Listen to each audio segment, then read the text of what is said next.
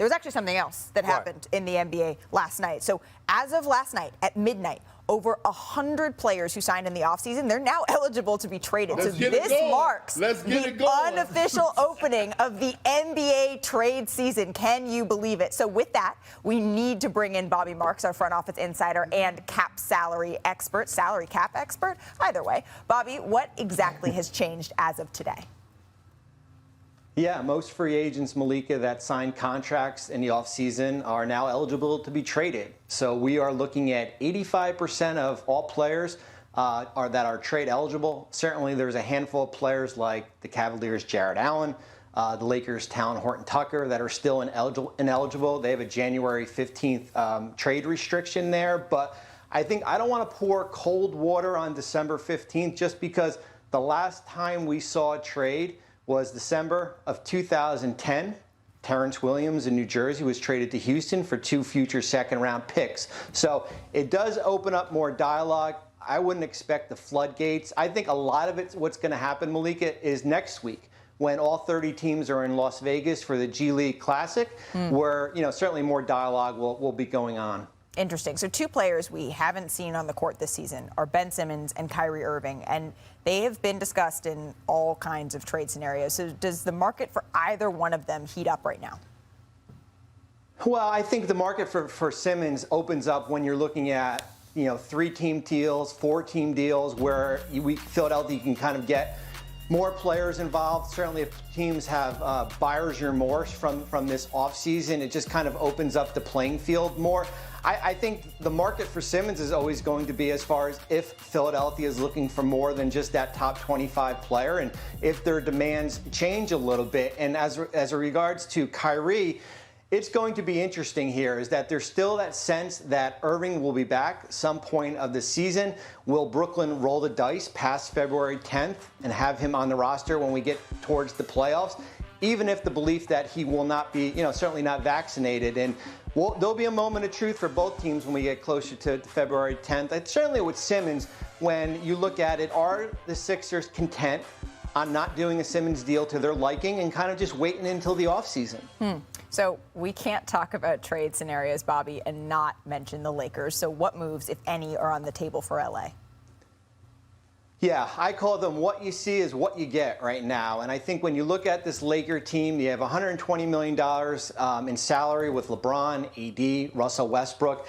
It's hard for me to see a taker out there for Westbrook. I don't see them doing what Washington did and taking that contract and splitting it up until 3 players.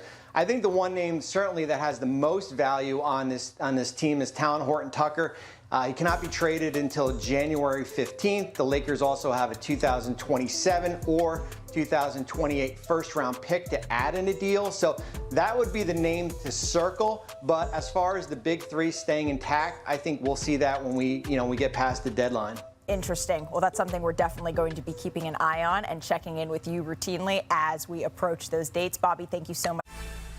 So on Friday, Woj and Zach Lowe reported that trade talks surrounding Ben Simmons, they've heated up a little bit. And sources told Woj and Lowe that Philadelphia has been aggressively trying to assemble a 2 or 3-team deal structure to deliver them a package that would include a top 25 level player. And for more on this, I want to bring in our front office insider, Bobby Marks. Bobby, you released an article on ESPN Plus today with Kevin Pelton, essentially hinting at the fact that you don't think the Sixers can land a top 25 player for Simmons, but you did drop some other potential trades in there as well. Can you outline the Brandon Ingram deal for us?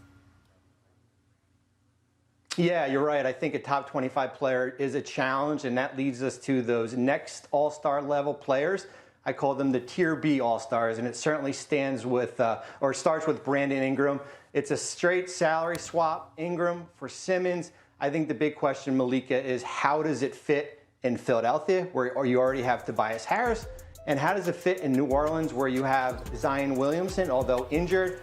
Both players kind of duplicate each other. And what else would Philadelphia want back? So works money-wise, but certainly from a basketball standpoint, there are some concerns there. So let's get into a couple more that you proposed. How could the Sixers make a deal work around Domantas Sabonis of the Pacers? Yeah, that's my favorite one. And it was just named Player of the Week in the Eastern Conference this week. And when you look at a player like Sabonis, He's got a team-friendly contract, $19.8 million. He's under contract for another 3 seasons. You would have to add another player just to get the money work. So is that maybe a player like Karis LeVert? Maybe you get a third team involved, potentially like Cleveland. But here's the question. How does Sabonis fit next to Tobias Harris and Joel Embiid? And one thing to note with Sabonis, 63% of his attempts this year have been less than 5 feet. So does that duplicate what Embiid already does? Or is it just a situation where you get him and you figure out something like that later? Right, and you mentioned that Sabonis was the Eastern Player of the Week, Western Player of the Week, LeBron James. He's certainly not available. So walk us through a trade for De'Aaron Fox of the Kings. How might that look? Yeah, it's similar to what we were talking about with Sabonis, and I think certainly you could do a Simmons for Fox, straight swap, or maybe you do include a team like Indiana where a player like Sabonis goes to Sacramento. But here's the question. You're looking at a young player like Tyrese Maxey. Is he kind of having a better season than De'Aaron Fox right now? And I think you can make the argument yes. So does that kind of duplicate getting Fox, but a little bit more expensive? So another one of those trades that works, but from a basketball standpoint, I think there's some current concerns there. I got one more for you, Bobby. How about CJ McCollum? Would the Sixers be able to make something work there? I thought you'd never ask about CJ McCollum. Yes, certainly a McCollum for Simmons swap works, but here's the question. If you're Joe Cronin, their interim general manager in Portland, how much do you have to give up and how much is too much here when you look at potentially a player like Nasir Little? Certainly draft picks would have to be involved. Keep in mind, Malika, the Trailblazers owe Chicago a protected first-round pick this year. Well, are you willing to lift that protection in order to trade future picks, 2024, 2026? So certainly a deal like that works, but I think if you're Portland, you have to ask how much is too much. Well, thank you, Bobby. You've certainly given us something to chew on here. I do want to bring back in our panel. Zach, I want to start with you. Which, if any, of the trades that Bobby Marks just proposed are you feeling? The only one I'm super interested in is Ingram, and I don't think that's realistic because the Simmons-Zion fit, theoretically, in New Orleans is not awesome. Look, between Seth Curry and Tyrese Maxey, I have 2 small guards who are balling out, so I'm not sure the Sixers would be really that super into getting De'Aaron Fox. My center is a top 10 player in the NBA, so I don't really need Domantas Sabonis. What I need is a 3 and D and a lot more wing, and that's what Brandon Ingram is. I just don't know that he's gettable without it being some sort of wacky 3 and 4 and 5 team monstrosity. Here's the Blazers one, because I do think the Blazers, who are slip sliding away, need to shake things up, and I think Simmons and Dame are a great fit. If Dame is off the table, I don't know if Philly does this. My hunch is they wouldn't, but this is the place that this is the landing spot to me where both teams have to have the all hands on deck meeting. CJ McCollum, Nasir Little, a tweener forward who fits what I want to do in Philly. 2 first-round picks, maybe lightly protected, maybe unprotected.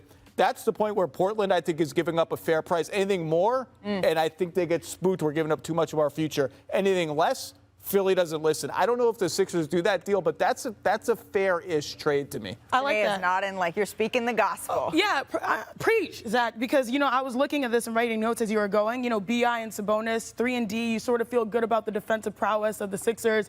And then Sabonis, you sort of get like Al Horford vibes, like, will this work? Another dominant center. I like the guard angle with De'Aaron Fox and